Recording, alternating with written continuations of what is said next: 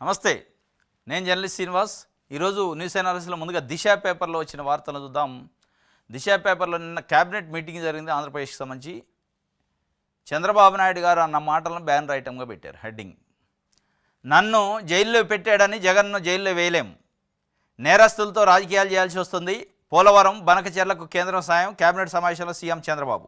పవన్ కళ్యాణ్తో ఏకాంత చర్చలట, మంత్రులతో కలిసి భోజనం. ఆగస్టు 15 నాటికి 15 లక్షల బంగారు కుటుంబాలు దత్తతట, మరింత వేగంగా మార్గదర్శి నమోదు ప్రక్రియ, అధికారులకు లక్ష్యం నిర్దేశించిన ముఖ్యమంత్రి చంద్రబాబు. రాజధాని భూసేకరణ P4కు కేస్ స్టడీగా పేర్కొన్న సీఎం. ఇప్పటి వరకు 70,000 కుటుంబాలకు P4 సాయం అందిందట. ఆయన కీలకమైన వ్యాఖ్యలు చేశారు.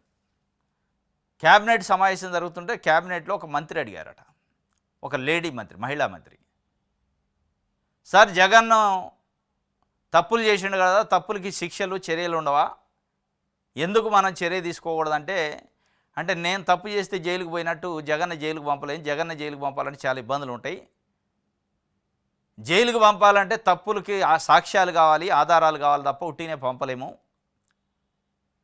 నేనేదో నన్ను జైలుకు పంపారని నేను పంపలేను, జగన్ని జైలుకు పంపాలంటే మరి ఎందుకు అంత భయపడుతుంటే, జగన్ జైలు గురించి జగన్ కంటే చంద్రబాబు నాయుడు గారికి ఎక్కువ భయం పట్టుకుంది. మరి ఎందుకో అర్థం కావట్లేదు. జగన్మోహన్ రెడ్డిని అరెస్ట్ చేస్తున్నో, జగన్మోహన్ రెడ్డి జైలుకు పంపిస్తున్నో, జగన్మోహన్ రెడ్డి వైఎస్ఆర్సీపీఓ వాస్తవంగా భయపడాలి. కానీ దానికంటే తెలుగుదేశం పార్టీలో ఉన్న చంద్రబాబు నాయుడు గారు, లోకేష్ గారు, వాళ్ళిద్దరు భయపడతారు. దీనికి 2 ప్రధానమైన కారణాలు ఉన్నాయి. ప్రజల్లో సానుభూతి వస్తుంది అనేది ఒకటి, ప్రజా ఆగ్రహం ఉంటుంది అనేది ఇంకొకటి. ఎందుకంటే 40% ఓట్లతోనే వాళ్ళు ఉన్నారు ఇవాళ జగన్మోహన్ రెడ్డి పార్టీ కూడా. ఇంకోటి, నరేంద్ర మోడీ, బీజేపీ, అమిత్ షా, వీళ్ళు అసలు ఎట్లున్నారు, జగన్మోహన్ రెడ్డితో వాళ్ళకి ఉన్న సంబంధాలు, లైజిన్ ఎట్లా ఉందనేది వీళ్ళకి అర్థం కావట్లేదు, అంచనాకు దొరకట్లే. ప్రతిసారి ఢిల్లీ పోయినప్పుడు చంద్రబాబు నాయుడు గారు, లోకేష్ గారు పదే జగన్మోహన్ రెడ్డి గురించి, జగన్మోహన్ రెడ్డి కేసుల గురించి, జగన్మోహన్ రెడ్డి అరెస్ట్ చేసే విషయాన్ని ఫస్ట్ ప్రయారిటీగా అడుగుతున్నట్టు కానీ అనేది కొంత సమాచారం. కానీ వాళ్ళు అసలు వింటున్నారా లేదా కూడా అర్థం కాని పరిస్థితి వీళ్ళకి. ఈ చెవుతోని ఈ చెవుతోని వదిలేస్తున్నారట. ఏంది కథ అసలు? మోడీ మనసులో, అమిత్ షా మనసులో జగన్మోహన్ రెడ్డి పైన అసలు వ్యతిరేకత ఉందా లేదా అనే డౌట్ వాళ్ళకి. వాళ్ళు జగన్మోహన్ రెడ్డి దూరం చేసుకోవాలని, జగన్మోహన్ రెడ్డి జైల్లో పెట్టాలని, జగన్మోహన్ రెడ్డి కేసుల గురించో పెద్దగా ఆలోచించట్ల బీజేపీ. మనకున్నంత తపన వాళ్ళకి లేదు కాబట్టి మనం అరెస్ట్ చేయలేము అనే ఒక ఉద్దేశం. కానీ మొత్తానికి జగన్మోహన్ రెడ్డి అరెస్ట్ చేయడం అంత ఈజీ కాదు. జగన్మోహన్ రెడ్డి అంటే నన్ను ఏదో చేశారని జగన్మోహన్ రెడ్డి అరెస్ట్ చేయటం అనేది కుదరదు, చేయలేము కూడా, జైల్లో వేయలేము. వేయాలంటే అక్కడ మోడీ, అమిత్ షా అడ్డం ఉన్నారు, ఇక్కడ ఆంధ్రప్రదేశ్ ప్రజలు అడ్డం ఉన్నారు. మనం అనుకుంటేనో మన పత్రికలో, మన టీవీ ఛానల్ అన్నంత మాత్రం అది అయ్యేది కాదు, మీరు మీ పని మీరు చేసుకోండి అని చెప్పిండట. మొత్తానికి ఇది ఒక సంచలనమైన వ్యాఖ్యలు క్యాబినెట్లో చేయటం, అది వేయలేము అని చెప్పి. ఎందుకంటే ఇన్ని రోజులు జగన్మోహన్ రెడ్డి అయిపోయింది, అరెస్ట్ అవుతారు, ఇక దాని తర్వాత ఎవరు పార్టీ అని తెలుగుదేశం పార్టీని సమర్థించే మీడియా, సోషల్ మీడియాలో జగన్మోహన్ రెడ్డి అయిపోయింది, అసలు మద్యం కుంభకోణానికి ఆయనే పోయేది, బాస్ ఆయనే, రేపో మాపో అరెస్ట్ అవుతారు, దాని తర్వాత పార్టీ అయిపోద్ది, భారతీయ అధ్యక్షురాల లేదా భారతీయని కూడా జైలుకు పంపుతారా, ఇక అయిపోయింది, లేదు జెండా బీకినట్టే అని మహా పైచాచిక ఆనందం పొందే కొన్ని ఛానల్స్ కూడా వాస్తవంగా మాట్లాడుతున్నాయి. నిజంగానే అనుకున్నాం పంపిస్తారేమని. కానీ మరి స్వయంగా ముఖ్యమంత్రి క్యాబినెట్లో చెప్పిండు అంత ఈజీ కాదు, వేయలేము, జగన్ని జైల్లో వేయలేమని. ఇప్పుడు ఏమన్నా మరి అనుమానాలు ఇంకా నివృత్తి అయినాయా ఈ ప్రచారం చేసే వాళ్ళకి? మరి జగన్మోహన్ రెడ్డికి అన్న ఇంకా అనుమానం ఉందా, లేదంటే తెలుగుదేశం పార్టీని సమర్థించే పత్రికలకు కూడా ఇంకేమైనా అనుమానం ఉందా తెలియదు. కానీ ఎందుకు మరి ఆ వ్యాఖ్యలు చేసిండో, అది మోడీ, అమిత్ షా, బీజేపీ వలన, లేదంటే ఇక్కడ ఉన్న 40% మంది ఓటర్లు, ప్రజల వలన, ఎస్సీ, ఎస్టీ, బీసీ, మైనార్టీ వర్గాలులో సానుభూతి, సింపతి వస్తే మళ్ళీ మనం గాలికి కొట్టకపోతాం అనే. కానీ మొత్తానికైతే చేయలేమని డైరెక్ట్ చెప్పేసిండు. దాంతోపాటు పవన్ కళ్యాణ్తోనే ఏకాంతంగా సమావేశం ఏంటంటే క్యాబినెట్ తర్వాత అని చాలా ముచ్చట్లు ఉన్నట్టు ఇద్దరి మధ్యలో మాట్లాడుకున్నాయి. చాలా విషయాల్లో ఈ మధ్యకాలంలో పవన్ కళ్యాణ్ సైలెంట్ అయినట్టు అనిపిస్తుంది. ఈ ప్లేనరీ వాళ్ళది మహానాడు ఈ సందర్భంలో ఎక్కడ కూడా ఒక 20-25 రోజుల పాటు ఆయన చాలా స్తబ్దుగా ఉన్నట్టు కనపడది అనేక ఇష్యూస్ పైన. మన కాపుల పైన మళ్ళీ రీఇన్వెస్టిగేషన్ చేయాలి, అప్పీల్ చేయాలి, ఆ పాత కేసులు తిరగదోడాలని జీవో చేస్తే మరి ఆయనకి తెలిసి ఆగ్రహం వ్యక్తం చేసిన, మొత్తానికైతే దాని వెంటనే యూటర్న్ తీసుకొని దాన్ని రద్దు చేశారు. ఇట్లాంటి అనేక అంశాలపైన మరి మాట్లాడారో తెలియదు. నిన్న ఏకాంతంగా అయితే సమావేశమయ్యారట.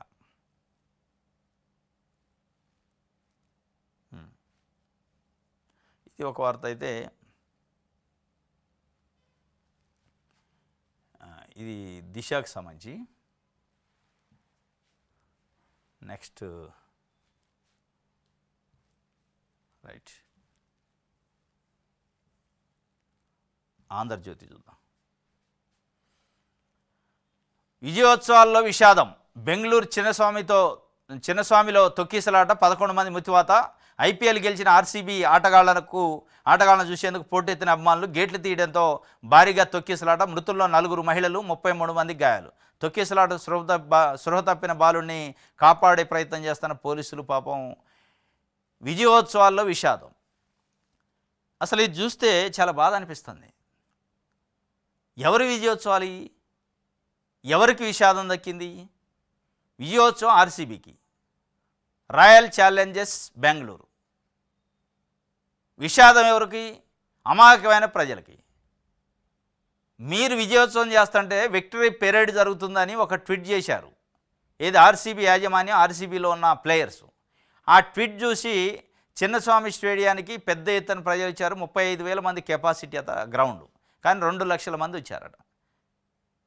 35,000 మంది ఎక్కడ, 2 లక్షల మంది ఎక్కడ? ఆ తొక్కిసలాటలో 11 మంది మృతి చెందారు, 33 మంది గాయాలైనవి. దీనికి బాధ్యులు ఎవరు అసలు?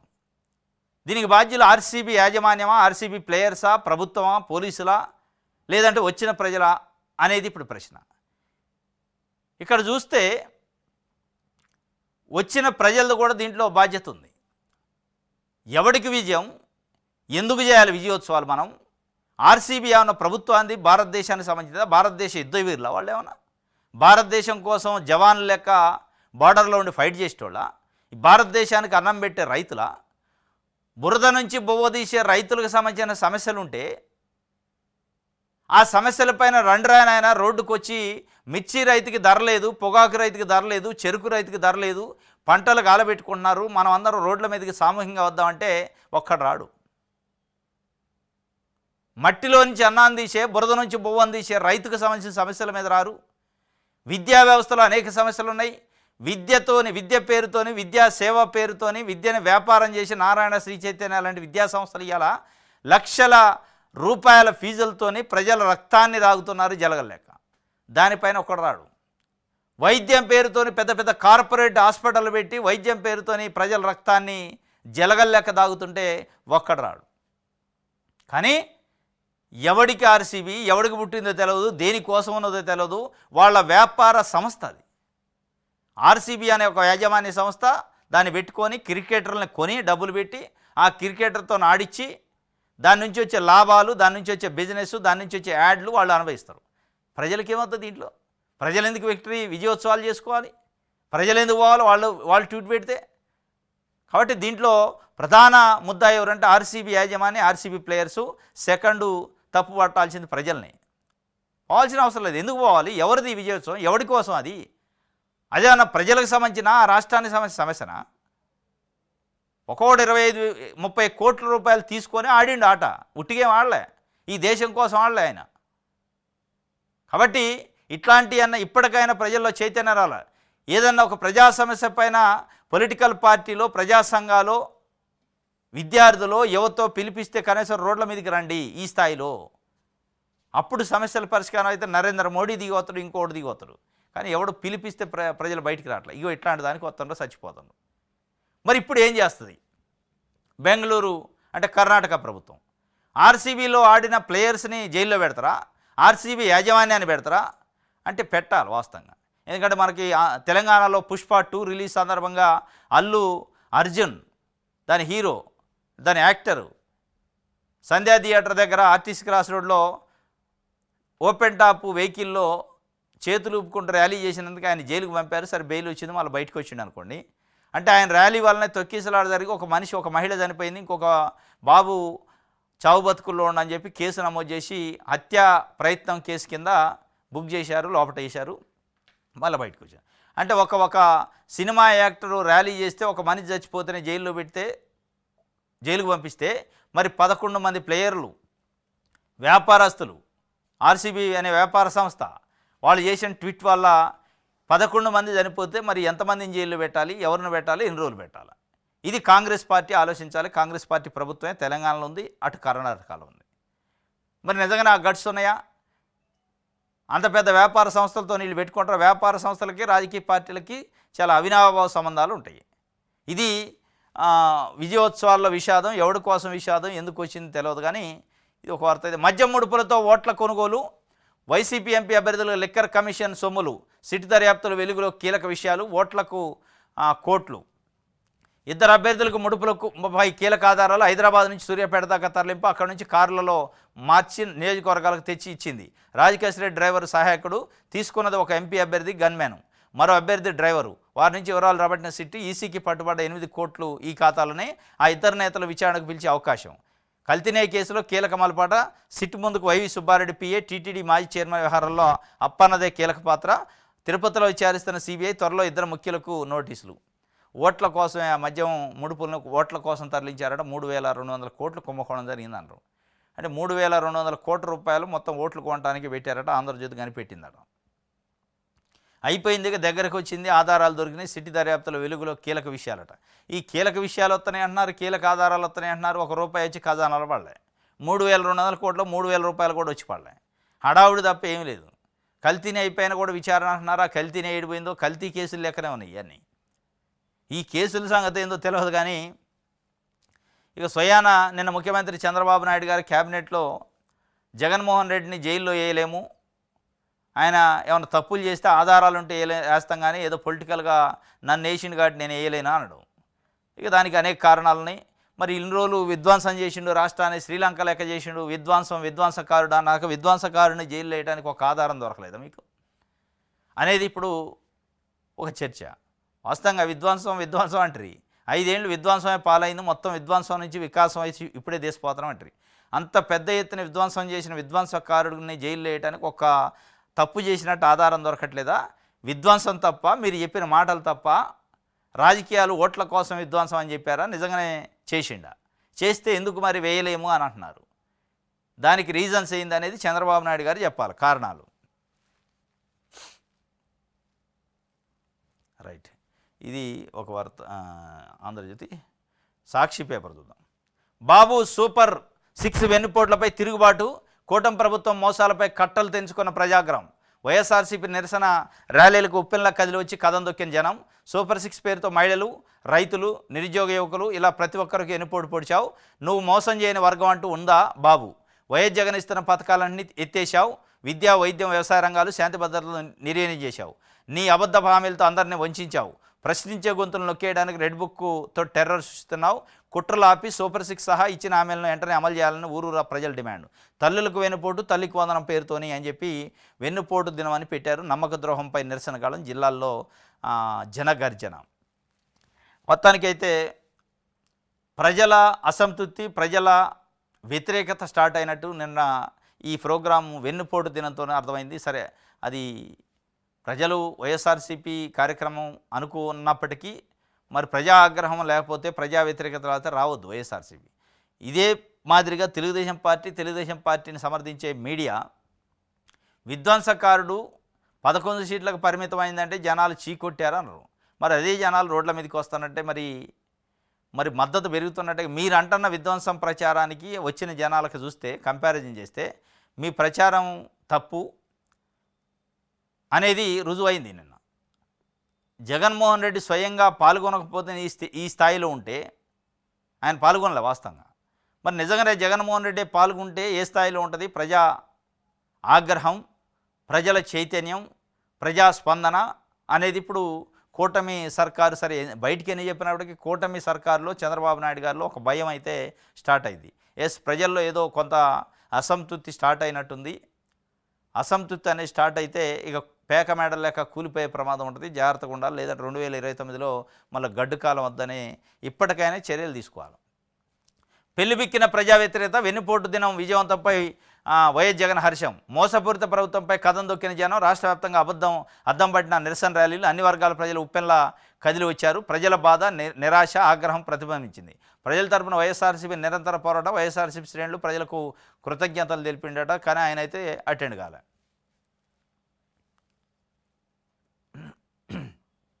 డిఎస్సి అభ్యర్థులకు గడువు గుబులు, అభ్యర్థులకు 3 నెలల శిక్షణ సమయం ఇస్తామన్న సర్కారు ఇప్పుడు 45 రోజులని పరీక్ష చివరిదాకా ప్రయత్నించిన మారని ఎగ్జామ్ షెడ్యూల్. ఆందోళనలో 3,35,401 మంది అభ్యర్థులు. రేపటి నుంచి యథావిధిగా డిఎస్సి పరీక్షలు. పాపం ఆ డిఎస్సి రాసే 3,35,000 మంది ముప్పతిప్పలు పడతారు, ముప్పతిప్పలు పెడుతుంది కూటమి సర్కారు. 90 రోజులు టైం ఇస్తారని 45 రోజులు కూడా ఇవ్వకుండానే వాళ్ళకి ఎగ్జామ్ పెడుతుండు. చివరి కోర్టులు మెట్లు కూడా ఎక్కారు, కానీ కోర్టులో కూడా వాళ్ళకి పాపం అనుకూలంగా రాలే. చాలా టెన్షన్ పడుతున్నారు వాళ్ళ టెన్షన్లు వీడు చూడటంలే.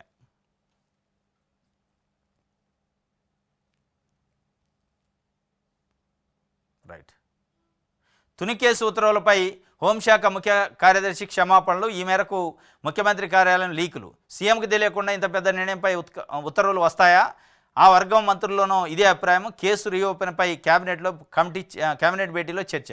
తుని రైలు దహనం కేసుని రీఓపెన్ చేయాలని ప్రభుత్వం ఒక ఉత్తర్వు ఇచ్చింది. జీపీని అప్పీల్ చేయండి హైకోర్టులని.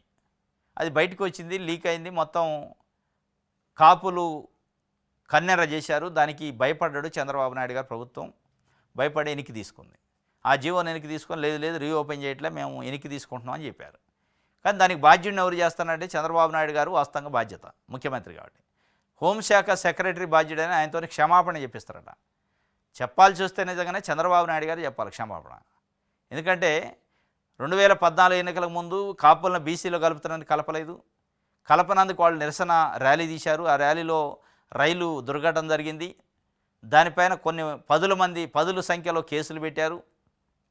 ఆ కేసుల్ని చాలా బలమైన కేసులు పెడితే కూడా జగన్మోహన్ రెడ్డి వచ్చి మళ్ళీ ఆ కేసులను ఎత్తేసే కార్యక్రమం వాళ్ళని కాపాడే ప్రయత్నం చేసిండు. 2023 మే 1 రోజు ఆ కేసులు మొత్తం డిస్పోజ్ అయిపోయినాయి. డిస్పోజ్ అయిన కేసుల్ని నా ప్రభుత్వం ఉన్నప్పుడు నా ప్రభుత్వం పైన నిరసన తెలిపిన కాపు నాయకులను ఉట్టిగేట్లో వదిలిపెట్టాలి, వాళ్ళని మళ్ళీ రీఓపెన్ చేయాలి, హైకోర్టుకు పోయి పర్మిషన్ తీసుకొని కేసును మళ్ళీ రీఎంక్వైరీ చేయాలని చెప్పి ఒక ప్రయత్నం చంద్రబాబు నాయుడు గారు ఒక కక్షపూరితమైన కార్యక్రమం చేసిండు. అది బయటపడది. అటు పవన్ కళ్యాణ్ గారు అడ్డమడ్డా, మరి కాపు నాయకులు చూసి భయపడ్డా, కానీ మొత్తానికి ఆ జీవో వెనక్కి తీసుకొని ఇప్పుడు ఏం చేస్తాను? జీవోకి కారణం చంద్రబాబు నాయుడు గారు అంటే కాపుల మనసులో, కాపుల దృష్టిలో చంద్రబాబు నాయుడు గారు విలన్ అవుతారు. కాబట్టి ఆ విలన్ ఎవరిని చేస్తారంటే హోంశాఖ సెక్రటరీని చేస్తాను. హోంశాఖ సెక్రటరీకి ఏం సంబంధం? హోంశాఖ సెక్రటరీ ముఖ్యమంత్రికో హోంమంత్రికో తెలియకుండానే జీవోలు ఇస్తారా? అంత గట్స్ ఉన్నాయి ఇప్పుడున్న అధికారులకి? ఉంది అవకాశం? ఇది ఒక సెంటిమెంట్, సున్నితమైన అంశం. కాపు కులాలకు సంబంధించి ముఖ్యమంత్రి తెలియకుండా జీవో ఇచ్చే అవకాశం లేదు. ముఖ్యమంత్రి మౌఖికమైన ఆదేశాలు ఉంటేనే ఇస్తారు. కాబట్టి ఇలా పొలిటికల్గా మీరు బదనాం కావద్దు, మీరు బలి కావద్దని ఇంకొక అధికారిని బలిపెట్టే కార్యక్రమం చేస్తున్నారు చంద్రబాబు నాయుడు గారు. ఇది శరామామూలు అనమాట. ఆంధ్రప్రభ చూద్దాం. చప్పట్లతో స్వాగతం పలికారు చంద్రబాబు నాయుడు గారికి. కేబినెట్ సమావేశంలో చంద్రబాబుకు సహచరుల అభినందనలు. అద్భుత పాలన అందించామని సీఎం చంద్రబాబు చెబుతుండు. మరి సీఎం చంద్రబాబు నాయుడు గారు కానీ లేదా కేబినెట్లో ఉన్న మంత్రులు కానీ అద్భుత పాలన అందించడం అనబోతే వరస్ట్ పాలన అందించడం అని, పనికిరాని పాలన అందించడం అని కూడా చెప్తారా?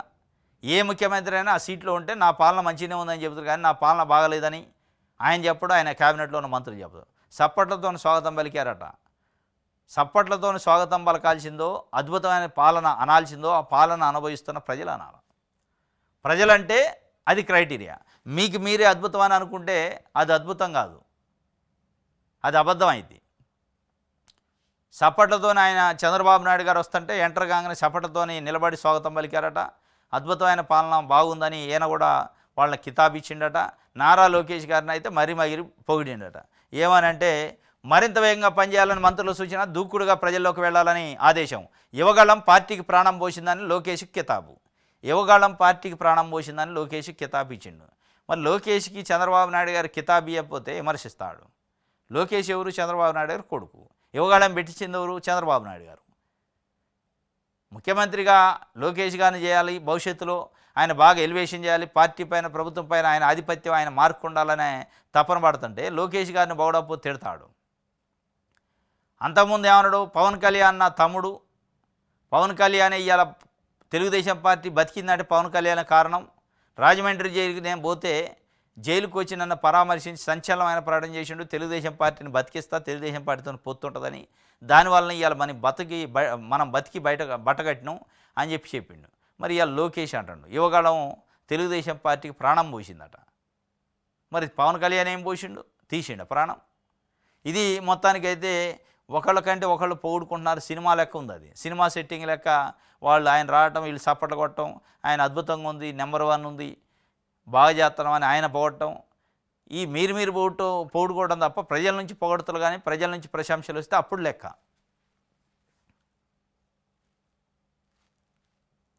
15 ఆగస్టుకి P4 లక్ష్యాలట.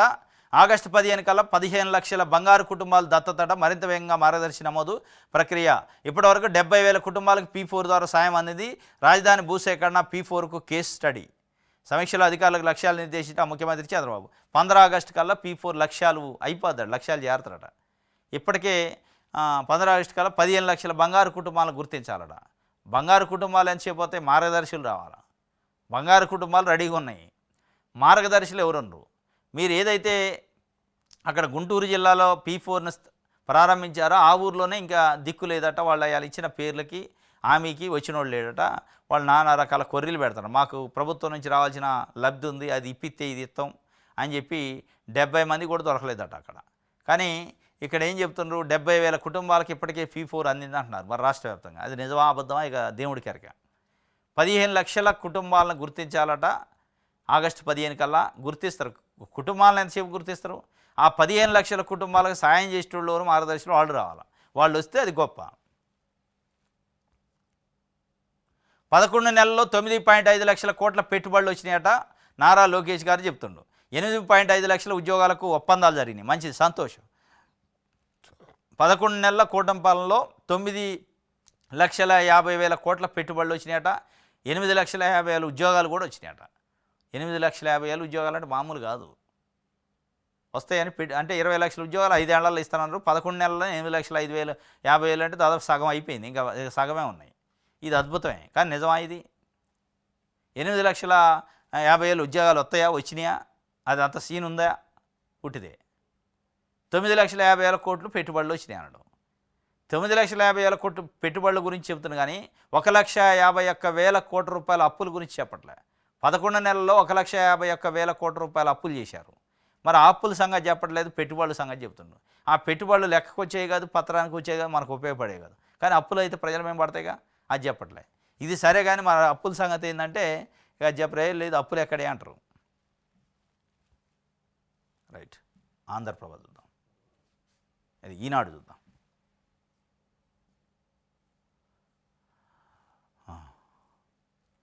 ఫిబ్రవరి 2027 ఫిబ్రవరిలో జన కులగణన. ఈ నెల 16న గెజిట్ నోటిఫికేషన్. కేంద్ర హోంశాఖ ప్రకటన. 13,000 కోట్ల వ్యయ అంచనా. జనగణన పూర్తయిన వెంటనే నియోజకవర్గాల పునర్విభజన. జనగణన 2011లో జరిగింది, మళ్ళీ ఇప్పుడు 16 సంవత్సరాల తర్వాత జరగబోతుంది. 2027లో కులగణనతో పాటు జలగణన ఉంటుందట. 2026 అక్టోబర్ 1 నుంచి జమ్మూ కాశ్మీర్, హిమాచల్ ప్రదేశ్, ఉత్తరాఖండ్, లడఖ్ ఈ ప్రాంతాల్లో సంశయాత్మక కొండ ప్రాంతాల్లో ముందే చేస్తారు 26లని. అది అయిన తర్వాత 2027 ఫిబ్రవరి నుంచి మార్చి 1 లోపు మొత్తం దేశవ్యాప్తంగా కులగణనతో పాటు జలగణన చేస్తారట. మొట్టమొదటిసారి 1931 తర్వాత కులగణన జరుగుతుంది. 2011లో జనగణన జరిగింది, జనాభా లెక్కలు. 2021లో జరగాల్సి ఉండే, అప్పుడు కరోనాతోని జనాభా లెక్కేయలే. ఇప్పుడు 2027లో అయిపోతున్నారు. 16 సంవత్సరాల గ్యాప్ తర్వాత. దీని తర్వాత నియోజకవర్గాల పునర్విభజన ఉంటుందట. ఇక దాంతో చాలా రాజకీయాలు మారుతాయి దేశవ్యాప్తంగా అనేది ఒక చర్చ. నిన్న క్యాబినెట్ మీటింగ్ జరిగింది ఏపీలో. క్యాబినెట్ మీటింగ్లో ప్రధానంగా ఏమనుకున్నారు, ప్రజల గురించి ఏమైనా చర్చ జరిగిద్దా, ప్రజలకు రావాల్సిన రైతు భరోసా గురించో, తల్లికి వందనం గురించో, మహిళలకు ఉచిత బస్సు ప్రయాణమో, మహిళా నిధి గురించో, వీటి గురించి ఏమైనా చర్చ జరిగిద్దాం అనుకున్నారు. అవి జరగలే. అమరావతిలో ప్రైవేట్ కంపెనీల వాళ్ళకి భూములు ఎట్లా ఇవ్వాలి అనే దానిపైన ప్రధానంగా చర్చట. ఏంటిది అంటే, భూములు రైతులు అమరావతి కోసం ఇస్తే అమరావతిలో మళ్ళీ ప్రైవేట్ వాళ్ళకి ఎట్టాప చెప్పాలి, వాళ్ళకి అనుమతులు ఇవ్వడానికి కోసం క్యాబినెట్లో చర్చ జరిగిందట. మరి ఎడిపోతుంది, ప్రజల గురించి చర్చ ఏదంటే ప్రజల గురించి ఉండదు. లేదా వైఎస్ఆర్ జిల్లా అని వైఎస్ఆర్ కడప జిల్లా అని పేరు, ఇది ప్రజలకు ఏమైనా ఉపయోగం లేని అంశాలు ఇవన్నీ. ఇది ఈనాడు సంబంధించి. రైట్, ఇది ఈరోజు న్యూస్ అనాలిసిస్. రేపు తాజా వార్తలతో తిరిగి కలుసుకుందాం. Thank you.